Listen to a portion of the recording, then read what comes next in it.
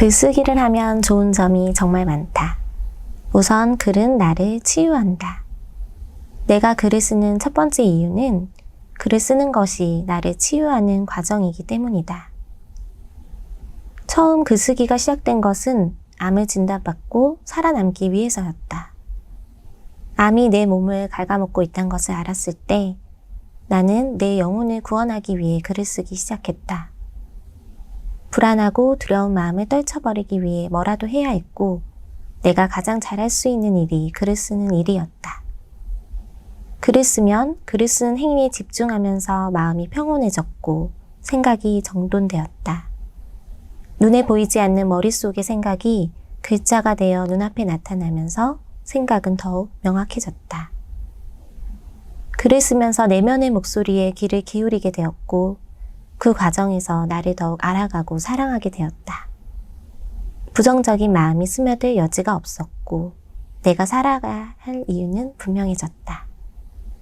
글쓰기는 이렇게 마음을 치유하는 동시에 미래를 생각하게 만들었다.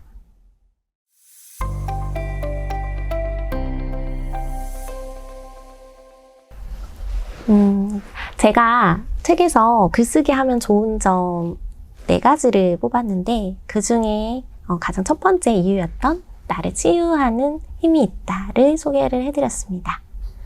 저는 아팠기 때문에 치유라는 단어를 선택했지만 그럼 일반 사람들에게도 글쓰기가 이런 역할을 할 수 있을까요?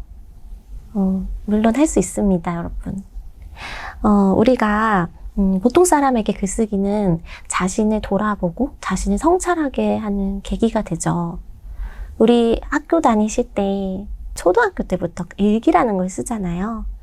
그 선생님들이 이제 일기 써라 라고 하면 아이들이 이제 그날 있었던 일에 대해서 일기를 쓰는데 일기를 쓰는 가장 정말 중요한 이유 중 하나는 본인의 그 있었던 일을 돌아보고 자기의 깨달은 점, 글을 쓰면서 그걸 느낄 수 있기 때문이에요. 그래서 저에게는 이 암을 치유하는, 극복하는 힘으로 글쓰기가 중요한 역할을 했듯이 다른 분들에게도 뭔가 힘든 일이 있으실 때 글을 쓰다 보면 마음이 또 정돈되면서 정화되는 느낌을 받으실 수 있을 겁니다. 두 번째로 제가 왜 썼는지 그 이유에 대해서 설명을 드리면요. 글을 통해 저의 삶을 기록하고 싶었어요. 저는 예전에 이제 시험관 시술을 한 적이 있는데 그때 정말 너무 힘들었거든요. 근데 나중에는 그게 하나도 기억이 안 나더라고요.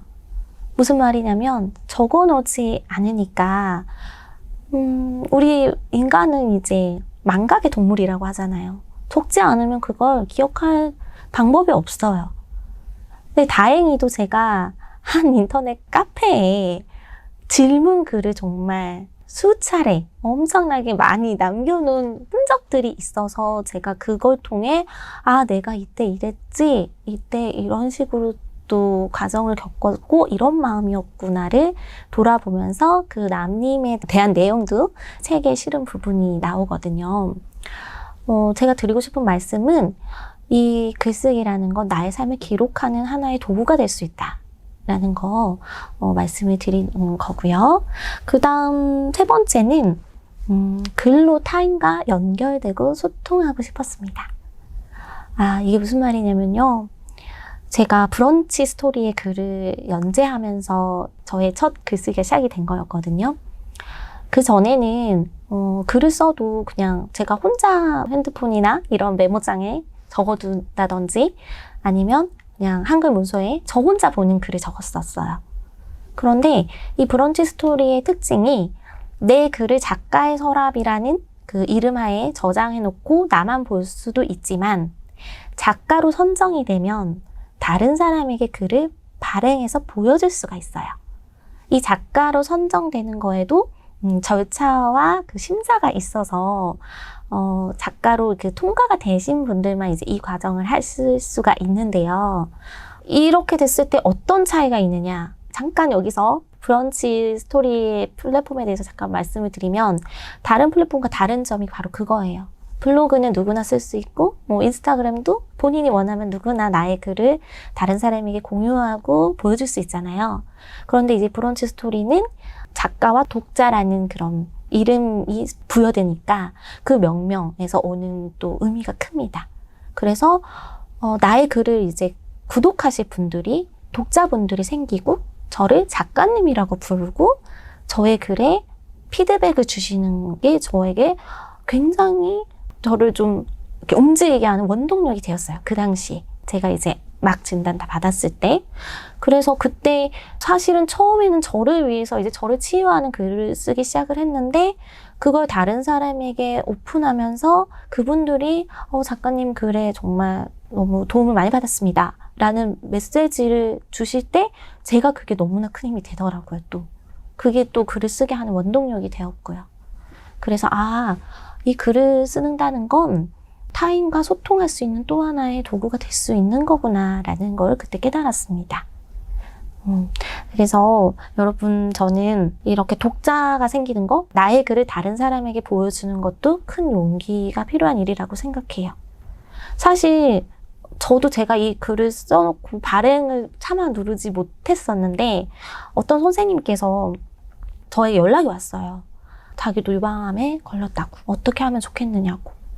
그때 제가 처음에는 과정을 다 설명을 이렇게 말로 드렸었는데 그런 것들이 반복이 되다 보니 이거를 제가 그냥 일일이 하나하나 말씀을 드리는 것보다 글로써 남겨두고 그걸 그냥 보여드리면 훨씬 더 온전하게, 더 정확하게 전달이 되겠구나. 이걸 또 느끼게 되었었거든요. 그래서 지금 글을 통해 타인에게 연결되고 타인에게 도움을 줄 수 있다. 이 말씀을 드렸고요. 마지막으로 글쓰기는 오늘도 내가 살아있음을 증명하는 방법이라고 생각합니다. 우리가 글을 한번 쓰잖아요. 그러면 이 글자, 활자가 갖는 영원성이 저는 너무 좋더라고요. 그러니까 제가 지우지 않는 한 저는 이제 나중에 나이가 들고 이 세상에 사라져도 제가 적은 글들은 남아있을 거라고 생각을 하니 그게 이제 글쓰기의 가장 큰 매력이 아닌가 이런 생각이 들더라고요. 지금까지 제가 아프고 나서 글을 쓴 이유에 대해서 말씀드렸습니다. 영상 도움 되셨으면 좋겠고요. 지금까지 시청해주셔서 감사합니다. 좋아요, 구독을 눌러주세요. 알림 설정 끝.